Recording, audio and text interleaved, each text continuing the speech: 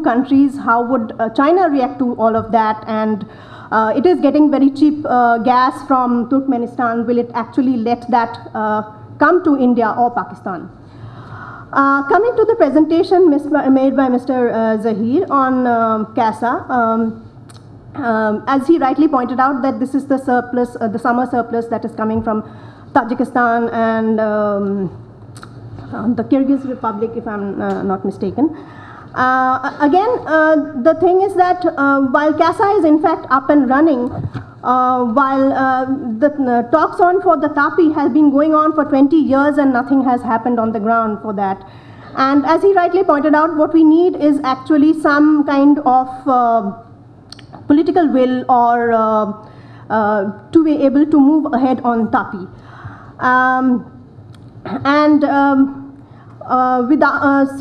In fact, what has actually gone wrong with this whole TAPI arrangement?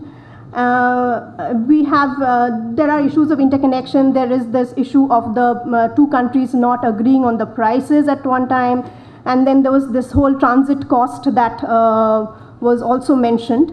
That have been some of the problems.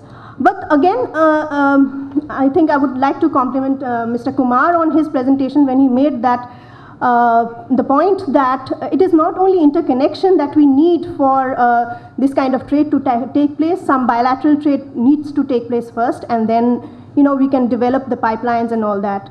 And so what there is, in fact, the two ports that Pravir mentioned in his presentation discussion, the Dahej and the Bhol port. But there is also the Adani port, and which is in fact building up a huge capacity for gas and regasification. So there is scope to in fact look at that as well and take this further. Some of the other things that one needs to consider perhaps is that while limit our focus only on the traditional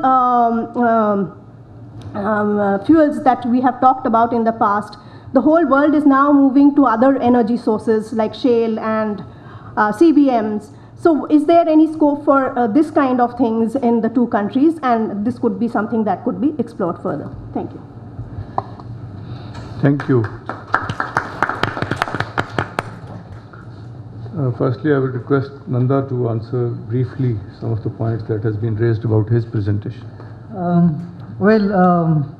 Pravir's question about data, yeah, it is a bit old, some 3 years old, but I got it from IEA source, largely because you are making comparison. If you want Indian data, then you can get more recent, but then data is always a problem. I can tell you, if you look at Indian data, if you look at census, if you look at NSS, and if you look at the figures provided by the DISCOMs, you will get completely different picture. But I would accept DISCOM figures to be most reliable rather than the other sources. But that's closely, you get the sense, whether it's talk about 62 or 64 or 65, it gives you a sense that where you are. So that I think is not a big deal. But IEA source I had to use because I did not have similar data from other countries or South Asian region as a whole. Yes, it is not always that we always have surplus, but for crude oil, for example, we said, but Sawan made, but India last year exported some 62 billion worth of refined petroleum products, and some 7 billion of that went to UAE, and that's much less than what Pakistan imports from outside world. So you can see the kind of, and 8 billion worth of petroleum products went to Singapore. We all are deficit, but we have huge refining capacity. More are actually coming up, as Prabir was mentioning, and many of them are coming up near the Pakistani border. And if Pakistan gets that with much lower cost of transportation, it would be good. It would be good for both India and Pakistan because you get a good market there. When you go to UAE and Singapore, you pay some money to middlemen there, and you can go directly. So it's beneficial for both. But sound made about gas input from Pakistan. I am surprised that how we could do that because you don't have pipeline. Pakistan doesn't have LNG bottling facility. So there is no way we could. This could be a case of misspecification of data in data source. Ministry of Commerce. As I said, misspecification of the. Yeah, it could be LPG, but CNG, yeah, I don't understand how is that possible. Another issue is that I talked about, probably raised why we're not so surplus in electricity, but why should we export? As I said, that it could be a kind of confidence building measure. We're talking about doing so many other things, improving trade, and this is a kind of moment of crisis for Pakistan. And even if we don't have huge surplus, we can possibly make some sacrifice and give it. And who knows, in future, as I said, the kind of coal resources that Pakistan has, they can be actually a huge surplus. The kind of hydro potential they have, they can tap it in a better way.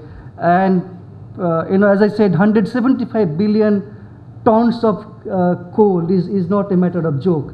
If they can really utilize that, they can really, and then you also have, issues like getting gas from Iran and, other places, getting electricity from Afghanistan, and as Dr. Jahid said, from other countries. If you want to get that, building confidence in Pakistan is important, because then Pakistan will work as transit country for all those resources.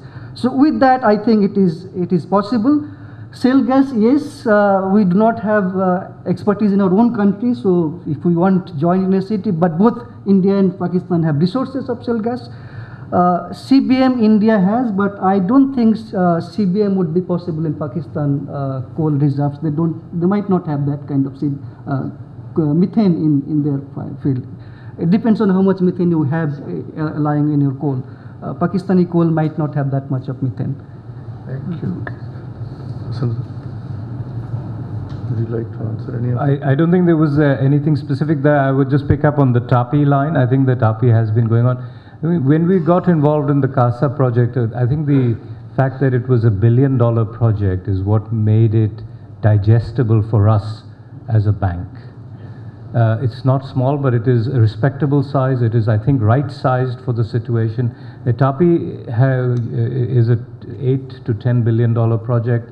I think the upside is huge, but it's just in an untested environment. So we just wanted to get started with something which was like this, and I think even that's taken a bit of an effort. And I think just a general view, I think, is as the countries start taking a longer view on their own interests, then they find that things like what Prabir and others have raised, why should we offer electricity when we are short, etc., get sort of subsumed. I think it depends on what discount rate you take for the future. But for example, India's offer to Bangladesh of 500 megawatts might go increase. Frankly, if India wants to reach its own resources in the northeast of India, it can't do it through the chicken neck.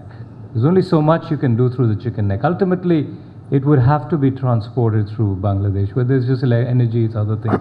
So I think as countries mature and they have the fiscal space and the leadership to start taking a longer view, not on somebody else's interests actually, on their own interests, I think things get subsumed in that. And I think that's what the hope is.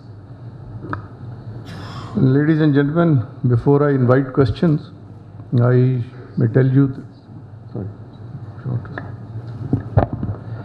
Well, there was this, when I was citing the example of power market and how it grew, right in the beginning I said that there was a discussion that there is nothing to trade and why when there is a deficit.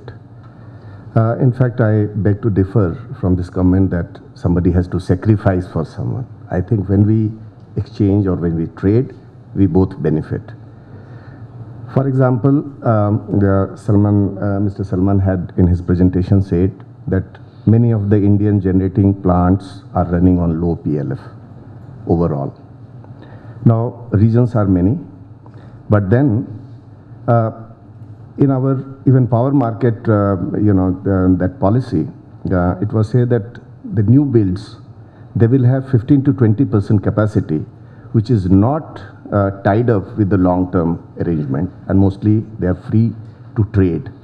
So many private investors, many such generators have capacities with them, and they are not operating optimally or to the best of their capability. The reason is very simple. Of course, it is a kind of criticism for our own distribution companies, but in India what happens, because of the poor health of many distribution companies, whatever, even if there is power available and there is demand, sometimes they don't want to meet because they don't have money to pay. So ultimately what happens, the generator is not able to generate. If there is an opportunity, and what are we talking? We are just talking about something 500 or 1000 megawatt kind of exchange in the beginning. So your investment or infrastructure will be better utilized. I remember in the very first year of our trade, there was one utility, Damodar Valley Corporation in Eastern region, and most of the power that time was in the Eastern region and high frequency, that kind of problem was happening. With the trade starting, 5% PLF improvement was there, it is on record. I mean, just an example. Moreover, when you build interconnections, you are not using it 100% of the time with that capacity. There are spare capacities. You have already sunk a lot of money in infrastructure. You have sunk in your, so it is a fixed cost. You have invested in generation, you have invested in transmission. So there are spare capacities and there are seasonal variations and that kind of thing which can make trade to take place. So I believe, and one more thing, suppose today the transmission line is being used for 50% of the time. If Pakistan trade starts, I mean, it will have implication on other network. Some flow will go up. Now that energy, when you pay the transmission charges, some part of the transmission charges will have to be paid by Pakistan. To that extent, your own utilities are getting relieved. So I believe that by such kind of trade, it is not a question of sacrifice. Of course, long-term relation, helping your neighbor, having good relation, they are all very good. But it will make commercial sense when you open the market or build the network. Then you will find willing partners from both sides who get benefited. So it is a mutual benefit kind of thing, rather than saying that we are sacrificing or losing on that. Thank you.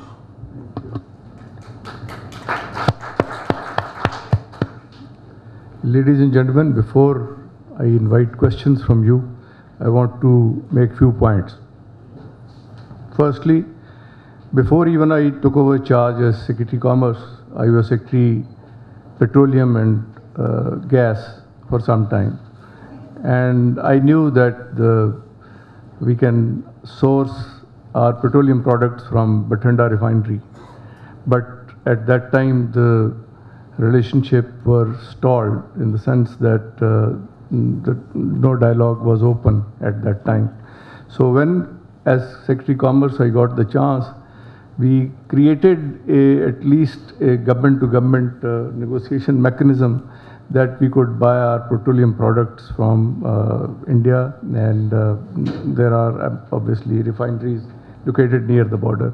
And I fully endorse, because our own calculations were that we could save millions of dollars by sourcing our petroleum products from refineries located in Punjab, Bathinda.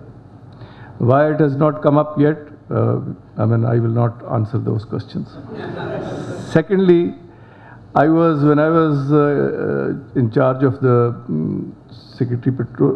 Ministry of Petroleum and Gas, I saw the India walking out of the Iran-Pakistan-India gas pipeline. I discussed this with my counterpart in India 2-3 times, but I knew and I briefed the Prime Minister that it is a non-starter. It will only delay the project. I think it is better for Pakistan to only negotiate with Iran, because I don't think we will be able to address the security concerns or the other concerns of the Indian government. This was my honest assessment, which I presented to the Prime Minister. And ladies and gentlemen, I think in energy trade, one must keep two things in mind. Because later on, I was Secretary Water and Power also. And I came to India, and I have been involved with these Kasa and Tepi pipeline projects. That infrastructure is huge. Firstly, there is a question of cost of infrastructure. And then the second question is utilization of that infrastructure. You build a pipeline and the supplier doesn't supply you, or you are not prepared to buy, the cost of the pipeline goes down the drain. Secondly, there are security issues and concerns. You build a transmission line from Central Asia to supply energy to Pakistan and to India. But if any country in the region gets destabilized and you can't get the supplies, then what happens to the cost of infrastructure? Third thing is that, for example, we wanted Iran to supply us electricity. We were negotiating that. They said, okay, we will put up powerhouses on Pak-Iran border, but you will, what kind of electricity you are thinking of buying from us? It would be dedicated production facility for Pakistan, generation facility. And we calculated the cost of infrastructure to have a meaningful quantity of electricity going to our national grid, and the cost was prohibitive. So infrastructure is one thing which is the most potent stumbling block. When Mr. Vajpayee came to Pakistan, I was the lucky participant of that meeting. I was working in government of Punjab at that time, where he famously said कि बिजली हम आपसे खरीदेंगे मगर भाव सही होना चाहिए. वो I always think that we offered to sell electricity, he agreed to buy it. The price was the issue, but even if the price had been settled, where was the infrastructure? There was no infrastructure. There is still not any infrastructure to facilitate the trade of electricity. So, when would two countries who are prepared to put in money to build the infrastructure, when would that happen? It would happen only when there is no trust deficit. If there is a pipeline going from a country whose credibility in some countries' eyes in doubt, you will not like to make your supplies hostage to that country with which you have an adversarial relationship. These are the practical things in life. And I think the whole region is energy deficient. I agree with the papers presented here that the only source, convenient source, lies in the West for the supply of energy, be it gas, be it electricity. But then, where is the key? Key is the regional stability. And the key is mutual trust between countries. Unless that happens, I think there can't be a meaningful progress in this direction. These are my own views now that I'm no more Secretary Water and Power, I'm no more Secretary Petroleum and no more Secretary Commerce. I will invite now any comments or questions from your side.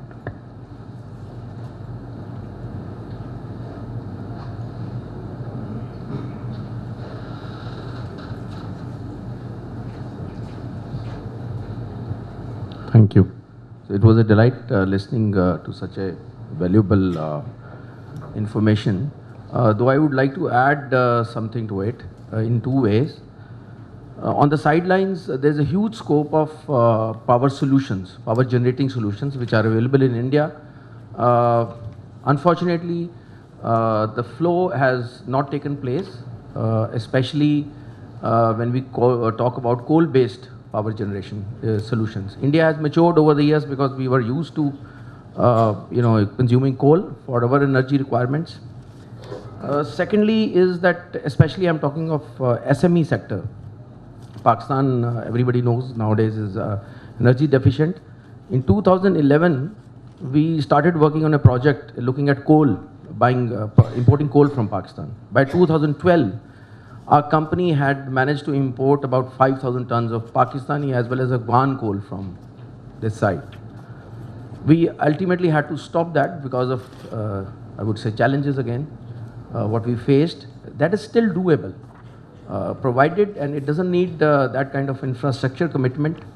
Afghan coal is, what we found, is one of the best coals available in the world, with very low sulfur content and very good ash content, and very good calorific value. As far as Pakistani coal is concerned, it is high in sulfur content and high in ash content, low in calorific value. But in India, we consume that kind of coal. So solutions are available.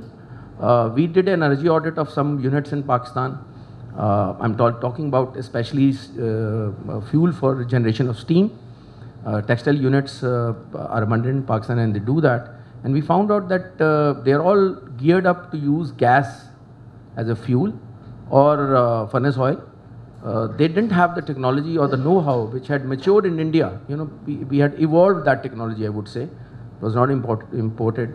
And you find any small, medium textile unit or any other unit which is generating steam, it is consuming coal in a very, very efficient way. And we found out that the per kg cost of generation of steam, I have seen units in Pakistan resorting to burning wood to tide over the energy crisis. But they were not being able to use coal efficiently because they did not have the technology. A large industrial house may import that technology, but for its SME sector, India can be a very, very valuable source to get a technology know-how, which is very easily available. Get it there, implement it in a very cost-effective way. For example, put furnaces and boilers, and then consume Pakistani coal, which you are not being able to do as of now, and as well as use Afghan coal to generate. That is, I think, very, very doable without involving the governments or involving the policies or involving the security concerns. And as well as we can, if we have little support from the railways, actually what we were facing was deterioration in quality during transit of Afghan coal. That was a major issue. That's why it stopped. So these are the two major experiences or inputs I would wanted to share with this house. Thank you. I'll make a brief comment on your statement. Pakistan has not been using coal. In fact, in our energy mix, less than 1% is produced through coal, which is very, very low as compared to the global figure or the figure even in USA or China or in India, which use coal as their major source for generation of electricity. In Pakistan now, in Gadani, there will be an energy park which would be based on imported coal. And we plan to have generation of more than 6,000 megawatts of electricity. That would be a dedicated place in which the investors would be given the land, and that would be the energy park. But this is the first serious attempt at utilization of coal. I'm answering this question because nobody has come from Pakistan. Arif Alauddin was supposed to come, who worked with me in the Alternate Energy Board when I was Secretary Water and Power. He somehow got delayed, or I think something prevented him from coming here. About the technology from India, there is a large scope. All the sugar mills now are importing boilers to